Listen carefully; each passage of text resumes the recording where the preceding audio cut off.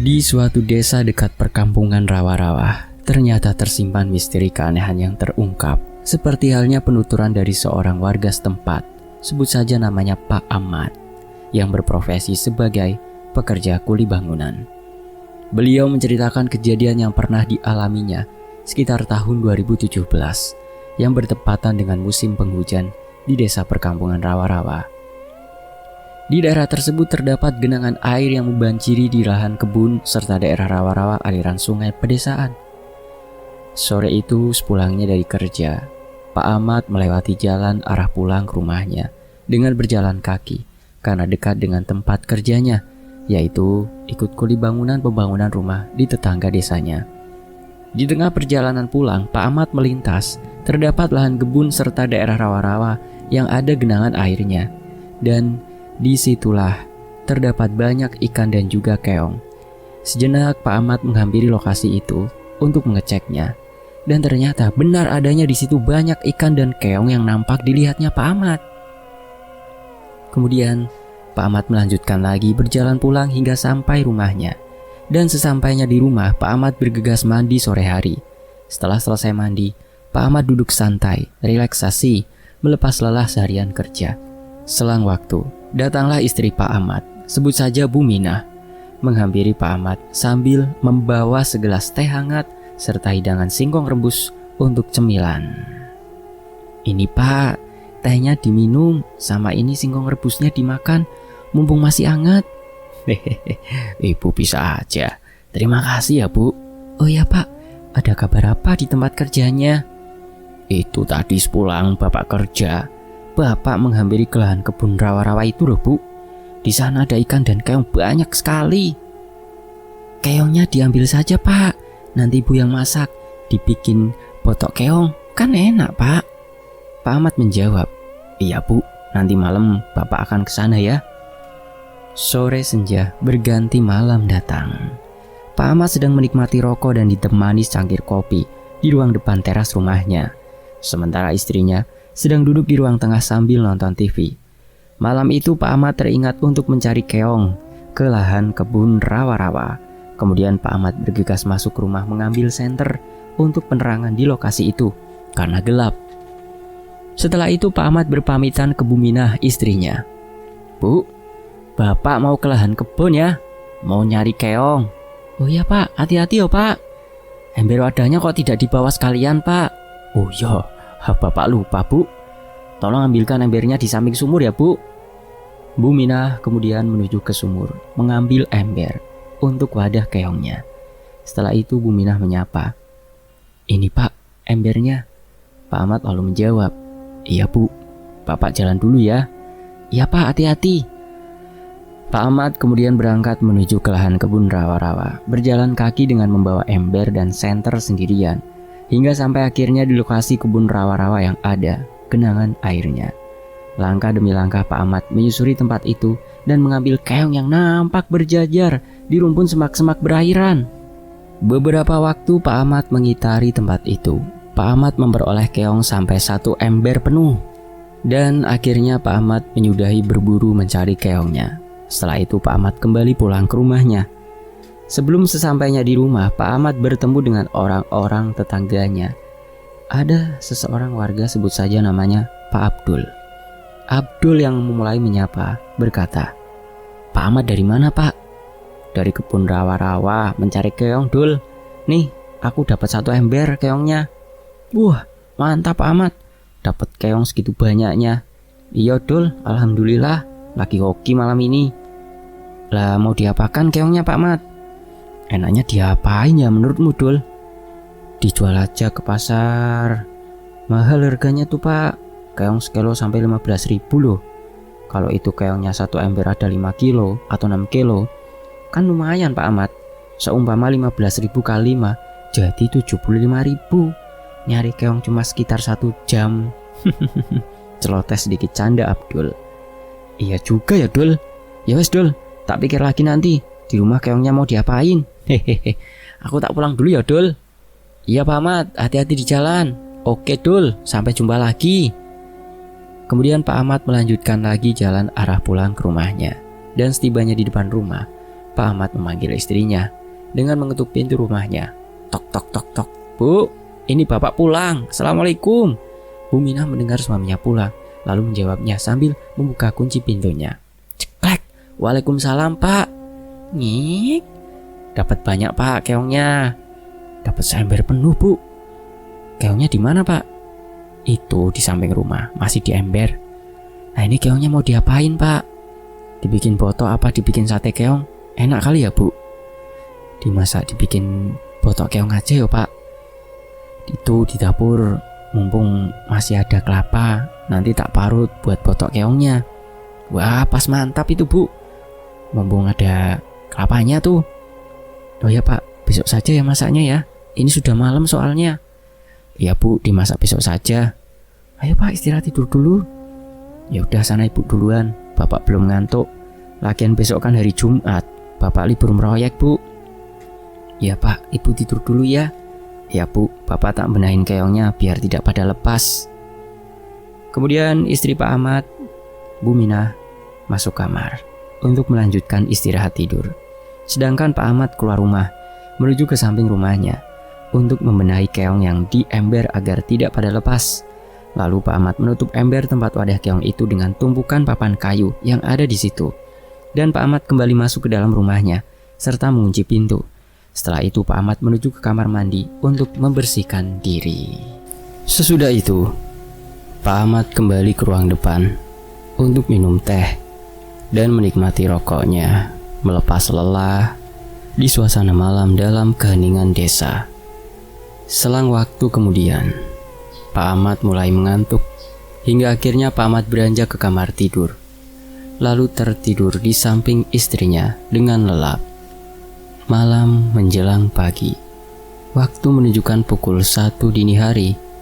Istri Pak Ahmad, Bu Minah, terbangun kaget mendengar Pak Ahmad berteriak meronta-ronta, mengigau, berkata-kata dalam tidurnya dengan ucapan, "Pergi, jangan ganggu aku. Kalian siapa? Jangan bawa saya. Ah, panas. Aduh, sakit. Tolong."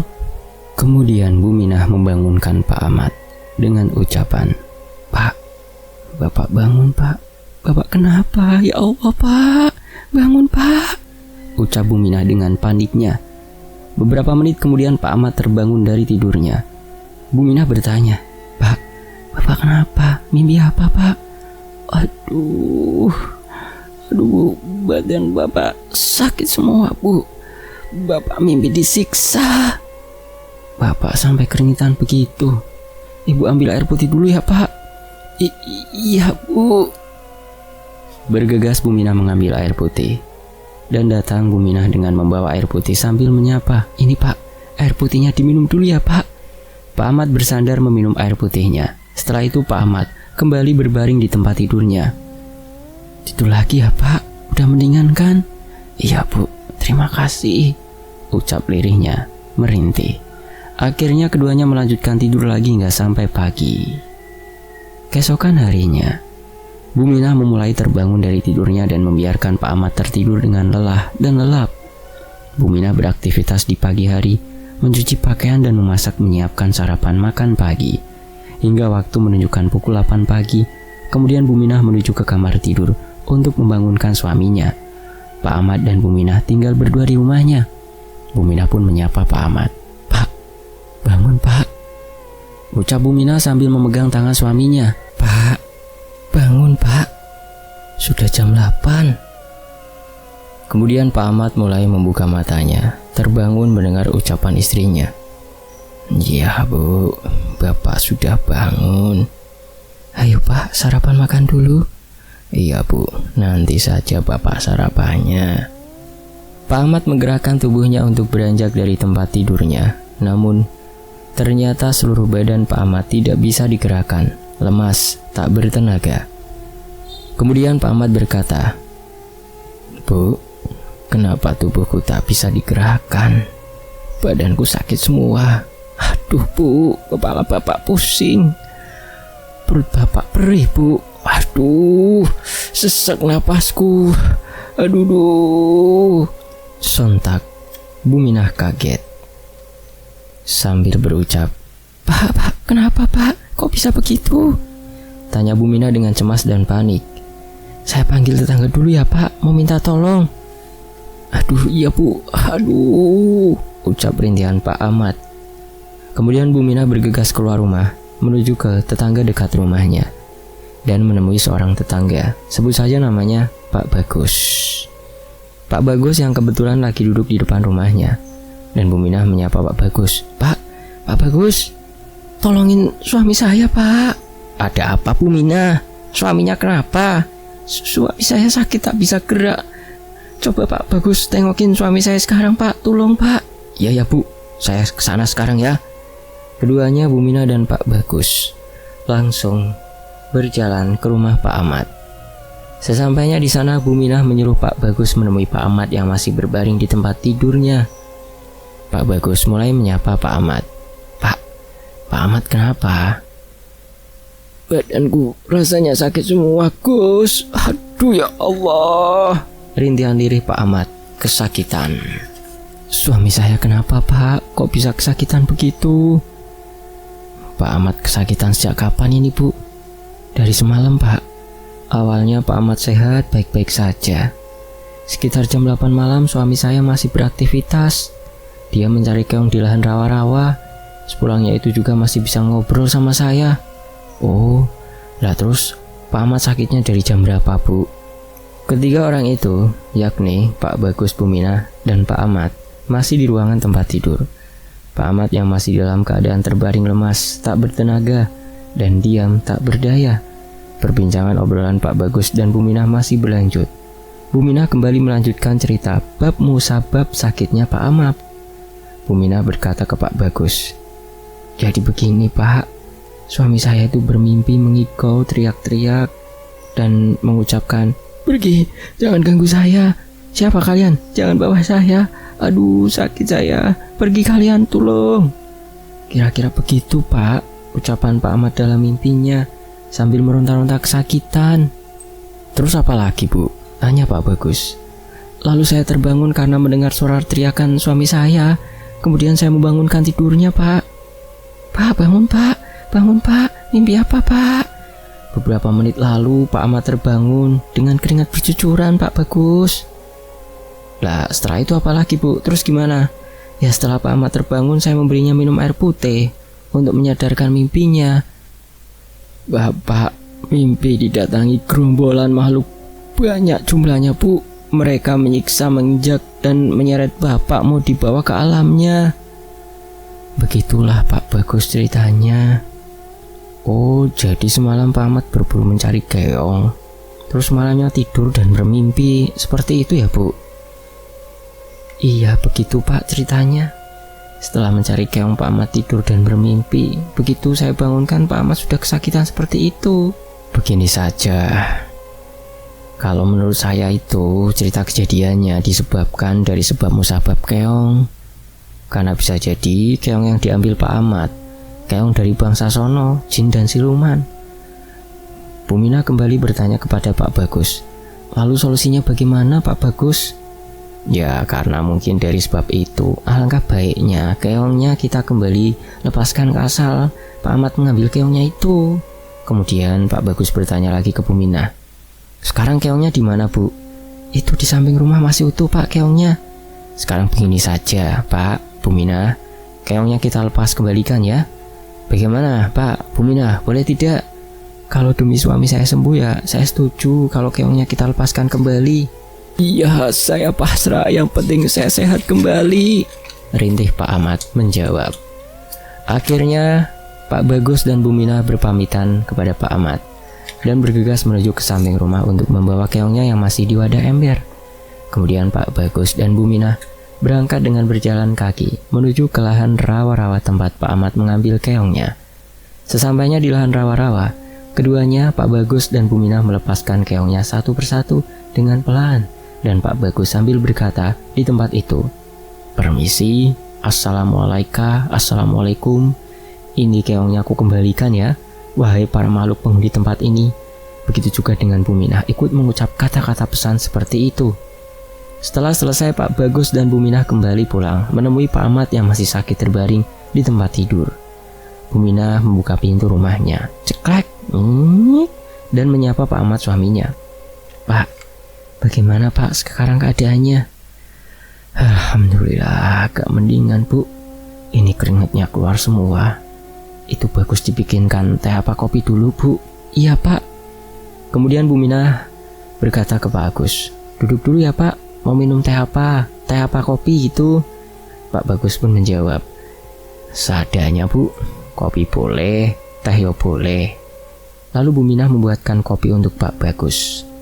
"Ini Pak Bagus, kopinya diminum." "Ya Bu, terima kasih."